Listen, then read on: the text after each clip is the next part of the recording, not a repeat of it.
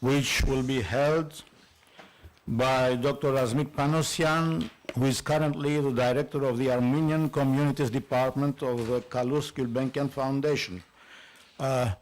He has a book in his account, The Armenians from Kings to Priests to Merchants and Commissars, and he has obtained his PhD from the London School of Economics, his MA from York University, his BA in McGill. You see the regions in which he is formed, so his job is in connection with this geography, and we'll be glad to hear him and then ask our questions.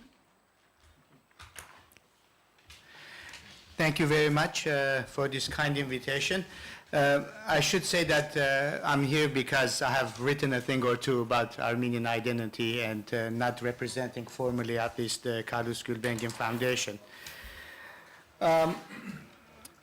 So Armenian identity, and here we're talking about national identity, has always been fragmented. So that's a blanket statement to start with. It's always been fragmented.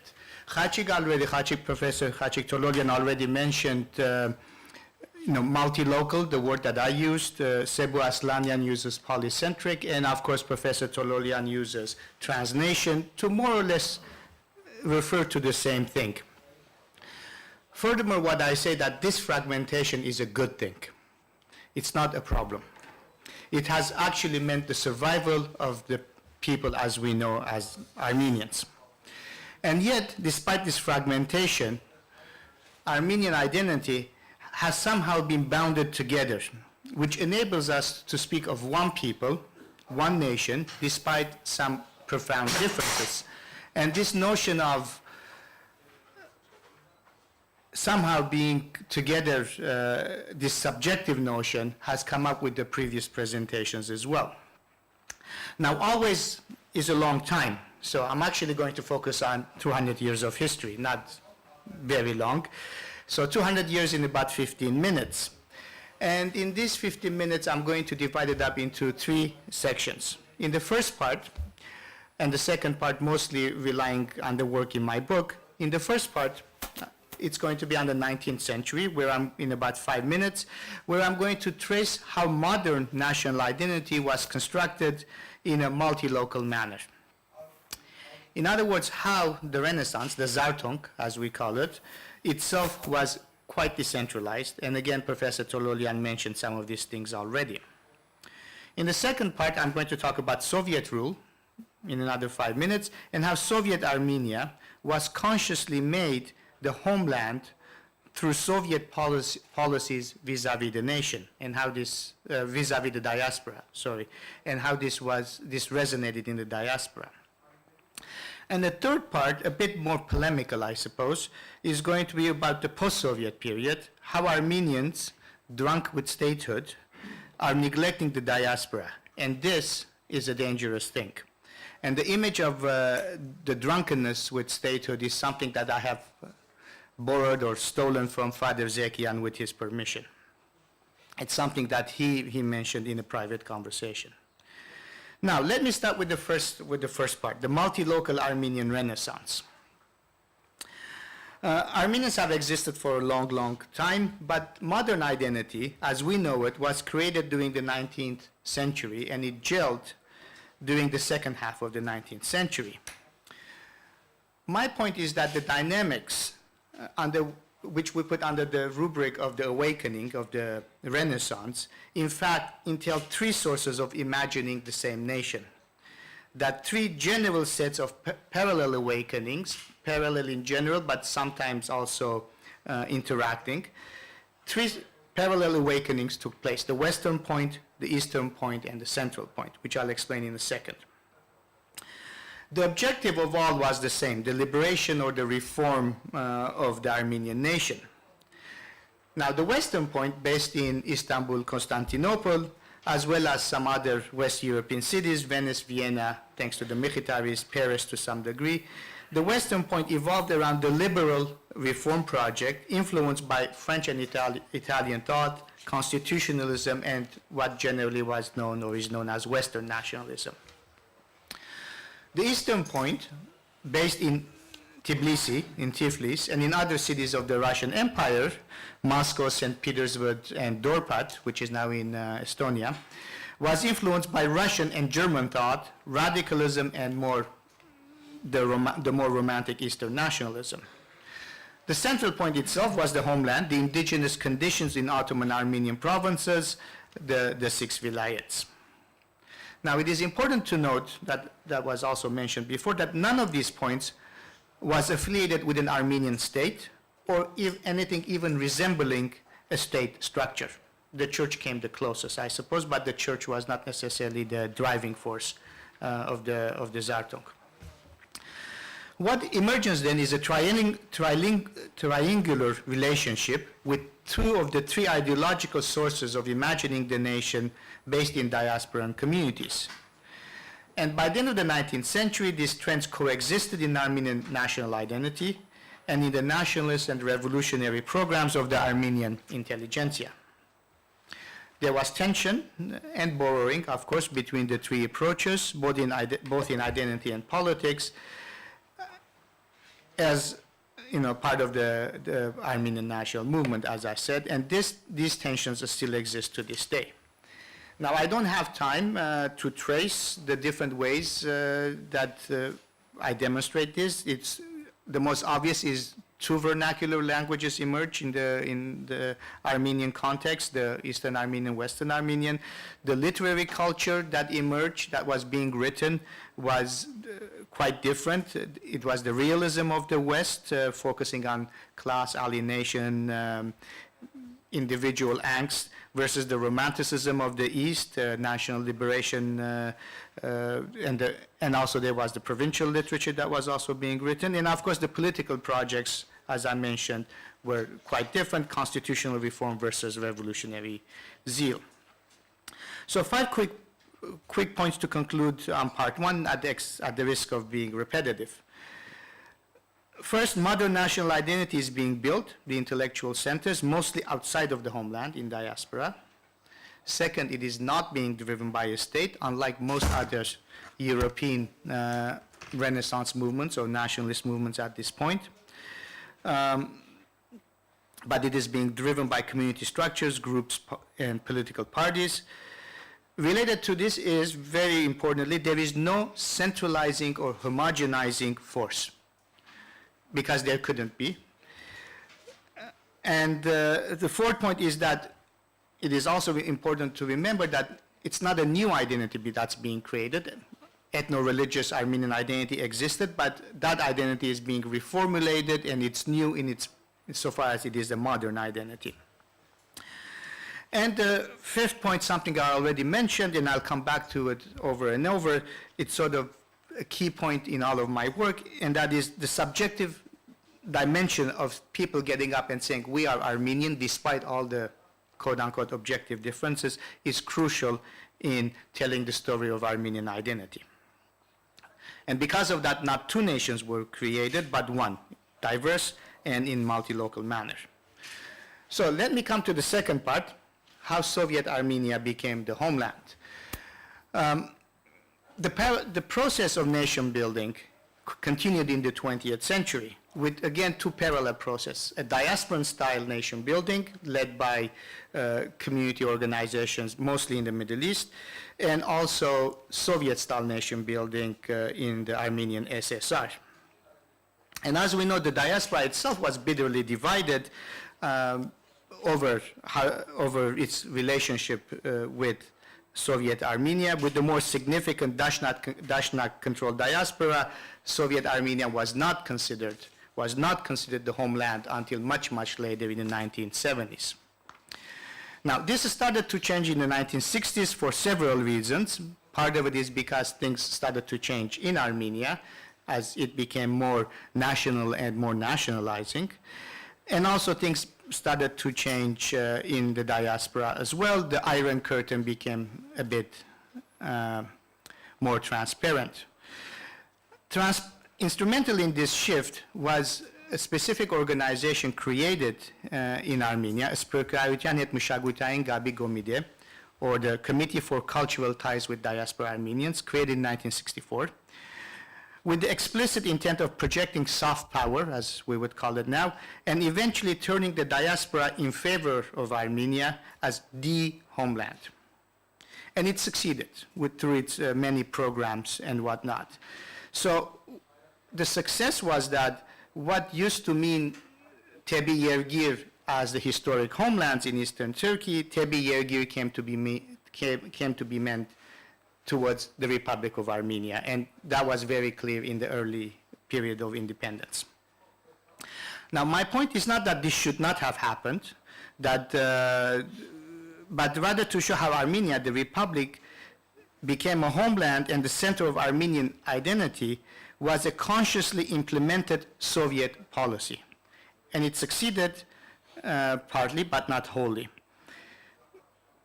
In my research in the archives when I was working in Armenia in the 1990s, I came across a very interesting document from 1974. It was called the Minister's Report, addressed to the Armenian Communist Party Central Committee and the USSR Foreign Affairs Ministry regarding the implementation of efforts to neutralize the anti-Soviet propaganda of the Dashnaks in Armenian colonies in the diaspora. Very long title, but very clearly what its intention is. And it lists 28 different points of what each Soviet Armenia should do in order to achieve this goal. And this is all related about identity as well. And some of the points are rather uncannily similar to current policies, but let's not go there. I'll mention some. Soviet successes to be emphasized in the diaspora, Soviet Armenian successes. School textbooks to be written and sent, and cultural agitators, as it's put, to be sent abroad. To allow Armenian teachers from the Republic to teach in diasporan schools, to bring diasporan teachers to Armenia to be trained, have student exchanges, invite diasporan children to summer camp in Armenia, and bring youth groups, etc., etc. As I said, it's a long list. Now, this was the part of the state doing it, and again, as Professor Tololian mentioned, the state policies do matter in strengthening or creating specific identities. The other side was the intellectual work that was being done through prominent writers like Silva Gabudigian, and again, I think I'm in my last 5-6 minutes, so I'll try to wrap things up. So people like Silva Gabudigian, I shouldn't have reminded you of it here. People like Silva Gabudigian and others were very clearly writing about the diaspora with an agenda. She took 3 long trips to the diaspora, and after each she wrote a book.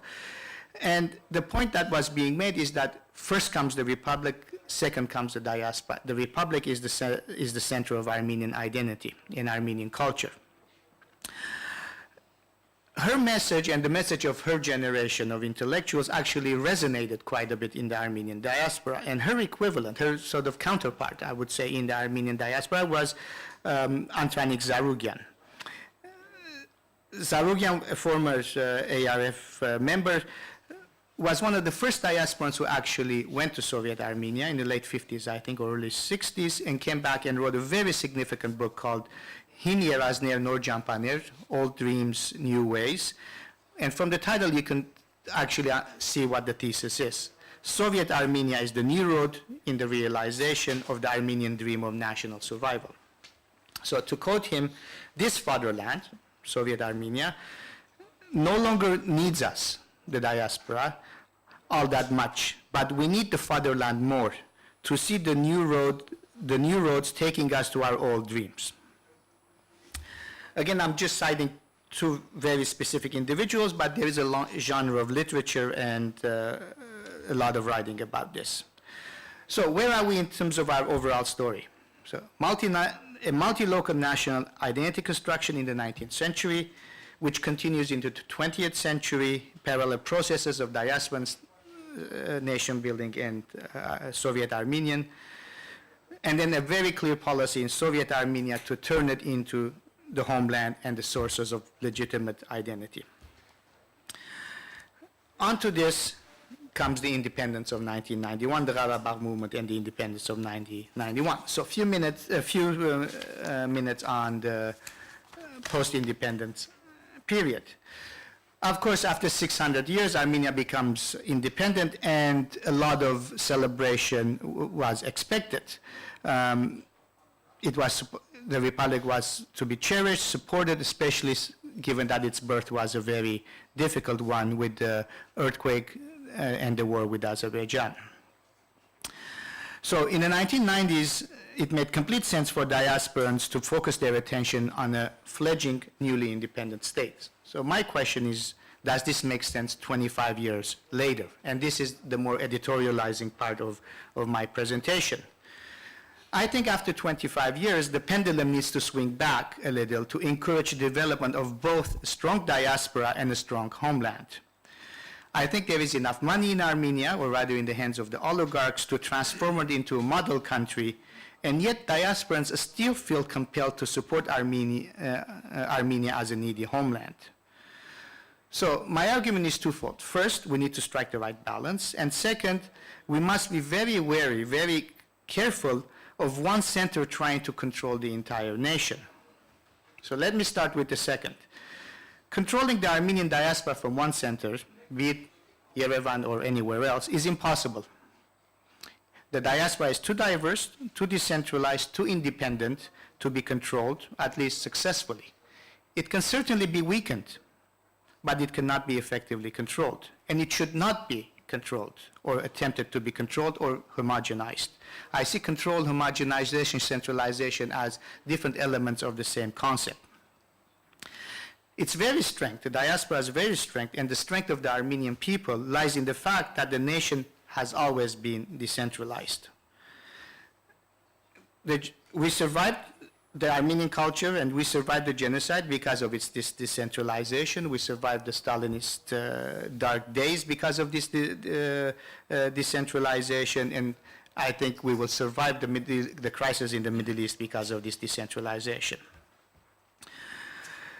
Moreover, it is, if we look at Armenian history, even during the period of the kingdoms, we will see that centralization is a very foreign concept to Armenian political culture and generally to Armenian culture, with the exception of specific things like religion, for example, which united Armenians until the 19th century, the Apostolic Church.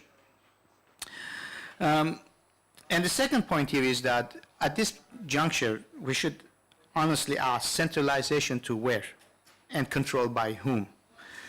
Yes, the Republic is important. Yes, Armenia has obtained a lot of achievements, but nevertheless, it does remain a problematic country with very serious problems, and having a strong and independent diaspora, in my view, is the equivalent of having an insurance policy, not only as a source of resources, but also as a pool of where identity could be kept. 50 years down the road, there will be an Armenian diaspora. We will not recognize its shape. Maybe the language will not be Armenian, or it will be completely different, but I assure you that there will be a group of people in this world calling themselves Armenians that are advocating and mobilizing for Armenian issues. And I certainly hope 50 years down the road, there will be a very strong and independent and vibrant Armenia. But also, we have to be very realistic that if we are in a neighborhood, and in a neighborhood that is difficult, economic, geopolitical, and demographic and military trends are not in the favor of maintaining a strong independent republic. So to conclude, I think I'm already 2-3 minutes over time. To conclude, a prosperous and secure Armenian nation is contingent upon both the state and the diaspora, with its many diverse communities, independent of one another but reinforcing each other. It depends on the continuation of the multi-local production of identity, weakening one in favor of another, is not only bad strategy, I think it's downright dangerous. Yes, states are important, but the Armenian case shows that diasporas are just as important, and it is diasporas that have been the sources of Armenian identity maintenance and creation. So let us not sacrifice the diaspora, an entity that has sustained Armenian culture in this city and in many other places, for the sake of a brave 25-year-old independent state. Thank you very much.